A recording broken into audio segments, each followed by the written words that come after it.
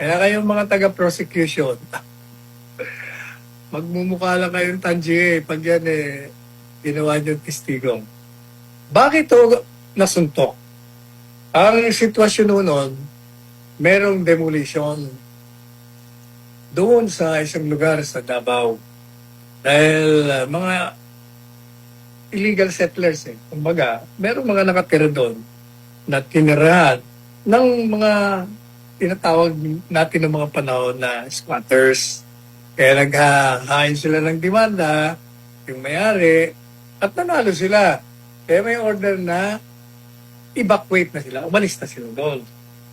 Ngayon, dumating na yung mga pulis upang ipairal ang order ng eviction.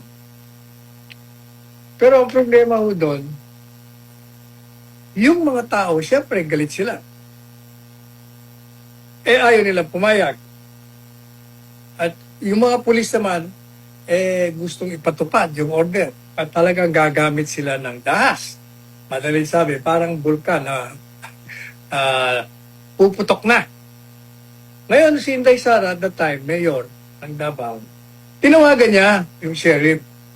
Sabi niya, huwag muna ipatupad dyan. Parating ako dyan, hintayin mo ako. O madaling sabi, sa halip na hintayin si Inday Sara, itinuloy niya. At nung pagdating ni Inday Sara, talagang sasabog na ho yung karahasan. Ano ang ginawa niya? Alam niyo, bilang mayor ng Davao, bilang leader na tinitingala ng tao doon sa Davao, kinakailangan gumawa siya ng isang hakbang upang matigil, hindi matuloy, yung pagsabog ng karahasan. At ang pamamaraan na epektibo lamang at nahinto nga yung pagsabog ng karahasan ay nung sinapak niya, sinuntok niya itong si sheriff. At nakita ng tao doon dahil yung pinaka-boss ng siyudad nila gumalaw na at pinahinto na yung ginawang labag sa batas. At saka huwag niyong kalimutan na labag sa batas ang ginawa ng sheriff. Bakit?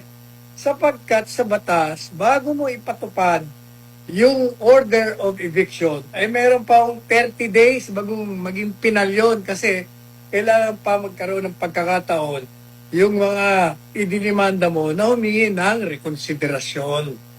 Kaya tama lang ho yung ginawa.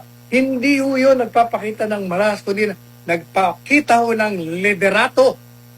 Nagpakita na marunong siyang pahintuin ang nag-aambang gulo at karahasan na magdudulot ng mga sugat pati kamatayan. Dahil biro nyo kung nagkabarilan doon, di maraming patay doon. Hindi po ba? Kaya yun ho ang kalakaran na bumabalot doon sa pagsuntok ni Inday Sara. Okay, kita nyo, walang nangyari doon sa kaso. Hindi naman ho kasi kasalanan. Yun ay pinakita niya lang kung paano maging isang leader